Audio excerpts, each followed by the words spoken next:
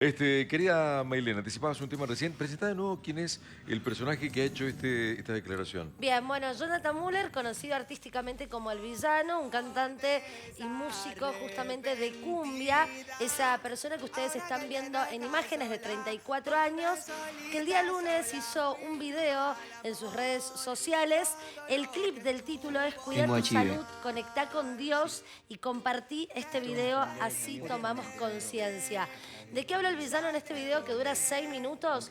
Bueno, cuenta que tiene VIH, es VIH positivo, que sentía un poco de malestar, se había visto un poco flaco, acude a un médico para realizarse los análisis correspondientes, donde todo le va bien, excepto esto que, bueno, él le comentan que dio positivo en VIH. También vale aclarar que se puede hacer un test rápido, no hace falta que te lo hagas en análisis. Él fue el método que utilizó. Y si te parece, Coco, vamos a ver un poquitito de lo que comentaba El Villano a través de este video. Ahí va. Tengo HIV. Sí. Y todos mis familiares y amigos se están enterando a través de este video, porque no quería que nadie me pare de hacerlo, porque siento que mi propósito es compartirle toda mi verdad desde lo más oscuro que viví hasta la luz y conectar con Dios. Bueno, ahí está un poco de lo que comentaba El Villano, haciendo referencia a que hoy él está en pareja, hace 2 años estable, pero en parte del video comentaba que no sabía ni quién lo había contagiado, ni si él había contagiado antes de estar en relación, porque después con la pareja, según lo que comentó, se cuidaba. Ahora bien, hubo bastantes críticas en las redes sociales porque había algunas personas que se lo tomaban bien, en el sentido de que estaba concientizando, es una figura pública con muchísimos seguidores, y otras personas que no se lo tomaron tan bien en el sentido de la forma en que lo hizo. Después empezaron a saltar algunos nombres, aparentemente con quien él había tenido en algún momento alguna relación. La pregunta que se hacen en las redes sociales es, ¿este video sirve realmente para concientizar sobre todo al público que lo sigue a él, que es la mayoría jóvenes? Y después abre también una consulta básica que es cuánto preservativo, si se está usando el método para cuidarse, si los jóvenes toman conciencia, y a su vez también si ha bajado el VIH, que en un momento se hablaba de un porcentaje muchísimo menor.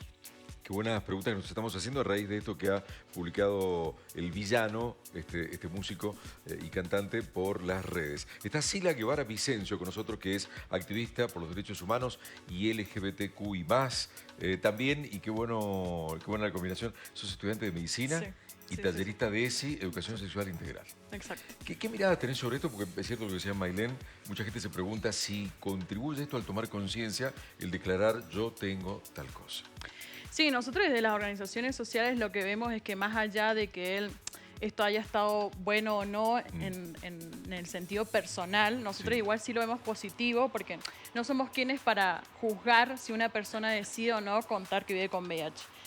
Ya contarlo es una exposición, sobre todo por el estigma y la discriminación que hoy en día todavía vemos con respecto al VIH, o sea, un montón de mitos y un montón de palabras mal usadas y que no tienen, que lo único que hacen es incrementar, digamos, el estigma. Entonces esto lo vemos positivo porque además él está demostrando ahí con su video algo muy clave que venimos reclamando las asociaciones, que es el diagnóstico tardío.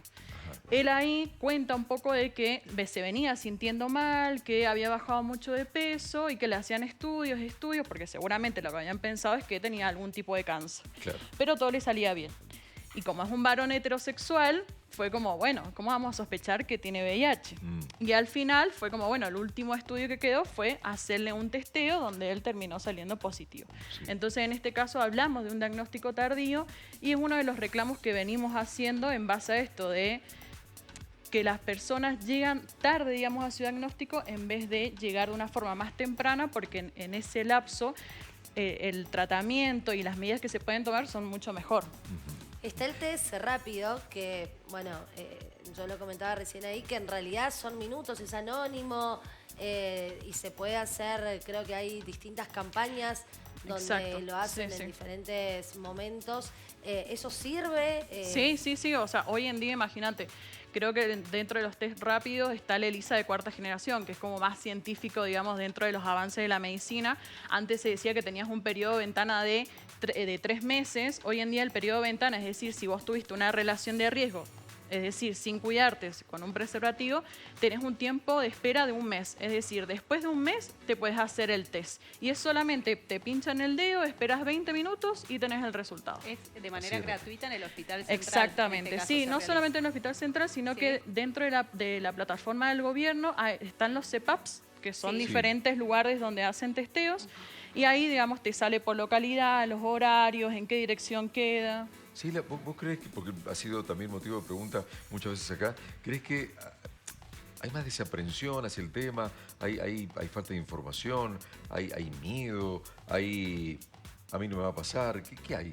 Sí, o sea... En la crecida de los casos de VIH, ¿no? Sí. Bueno, nosotros en las asociaciones estamos, digamos, en una alarma, en una alerta, digamos, sobre todo porque esto tiene que ver con los recortes que está haciendo el gobierno nacional, que sabemos que hizo un recorte en lo que es el programa provincial, o sea, el programa nacional de VIH de respuesta, digamos, a tuberculosis y otras ITS, hizo un recorte bastante gigante y que eso ha repercutido, digamos, a cada una de las provincias. ¿Por qué decimos esto? Porque a nivel nacional, Nación lo que hacía era proveer el 96% de la compra de insumos. Y el otro 4% lo ponían las provincias. Si lo pensamos cuando vamos a comprar por mayor, vieron que no sé, vamos a los Cardavit y hacemos una compra por mayor. No es lo mismo hacer una compra individual que hacer una compra gigante porque el precio es menor. Entonces ahora con estos recortes lo que estamos viendo es esto, la disminución de insumos. Dentro de esos insumos vemos la compra de preservativos, la compra de folletería, la compra de reactivos. Hoy en día sabemos que el gobierno nacional no está enviando reactivos. Y estos reactivos, lo que vos decías, los test. Eso lo necesitamos para poder hacer testeo. Entonces eso recae en lo provincial. Y en la conducta individual, ¿hay como esto que te digo de no darle demasiada bola al tema, de a mí no me va a pasar, el olvido, el descuido? Y tiene que ver con el tema de la discriminación, claramente. O sea, todavía escuchamos mitos de que las ITS están solamente relacionadas a la comunidad LGBT, cuando en realidad vemos, por ejemplo, ahora el villano, que es un varón heterosexual, y entendemos esto de que las ITS no es que ingresan a tu cuerpo y dicen, bueno, vos sos una persona gay, bueno, a vos sí te voy a infectar, y vos sos heterosexual, a vos no te voy a infectar. No, le puede tocar a cualquier persona. O sea, basta una sola vez que vos tengas relaciones sexuales sin preservativo para que puedas contraer alguna ITS. Sila, y ahora las relaciones sexuales por ahí se ve un poco más temprano, en jóvenes más chicos. ¿Cómo es el uso de lo que decía él, de preservativo? ¿Estás viendo que están teniendo conciencia o al contrario cada vez se usa menos? Y hoy en día estamos viendo, digamos, que hay una disminución en el tema del uso del preservativo, pero principalmente porque hay una disminución en las campañas, hay también esto de lo que decía el tema de los recortes. Cada vez menos preservativos, o sea, una disminución de los insumos y además también con la educación sexual integral, la ley 26.150, que no se respeta como se debería respetar. Es una ley que dice que todo el estudiantado, sea de tanto del ámbito público como privado, debería recibir educación sexual integral.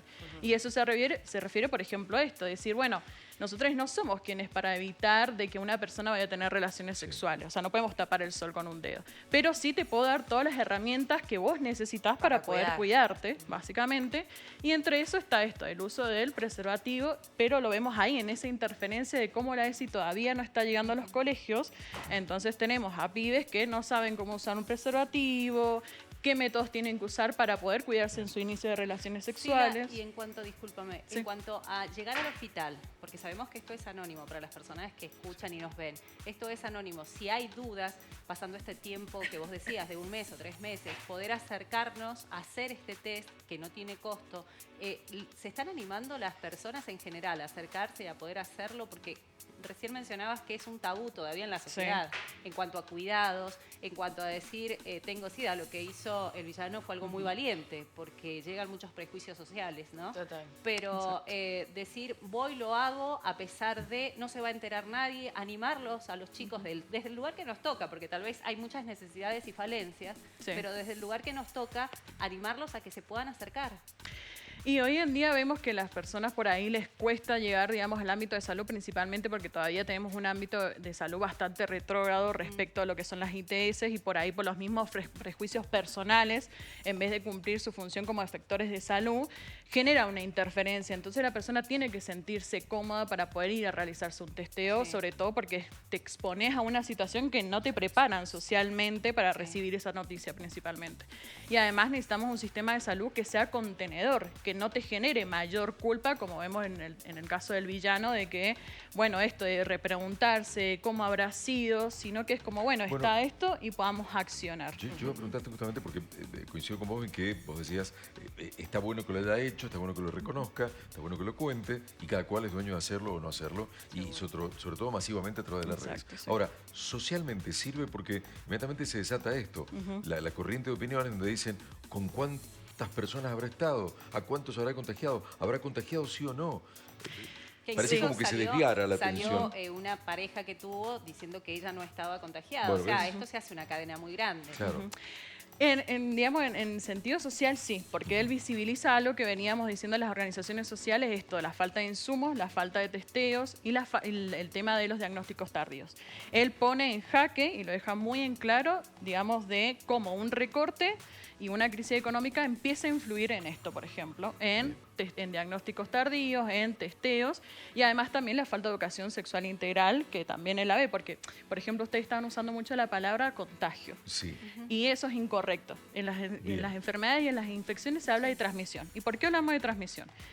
Si yo, por ejemplo, en este momento tuviera COVID, ¿se acuerdan del COVID? Sí, claro. Y estornudo, seguramente la gran mayoría va a terminar con COVID. Eso es una infección que se contagia. Pero si yo tengo una ITS y yo estornudo en este momento, o sea, por ejemplo, si tuviera VIH, nadie va a terminar con VIH acá, porque es un virus que vive segundos, o sea, casi nada fuera del cuerpo del ser humano. Necesita, digamos, del ser humano para poder vivir.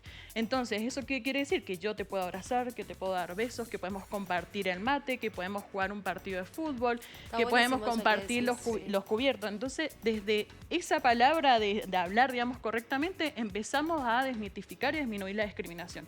Porque si hablamos de contagio es como esto, o sea, como no podríamos compartir absolutamente nada, debería ser una persona, digamos, no es el caso de, claro, debería estar aislada. Sí. Y en realidad hoy en día hablamos de que se vive con VIH, por eso no hablamos de SIDA, hoy en día hablamos de VIH porque existen tratamientos.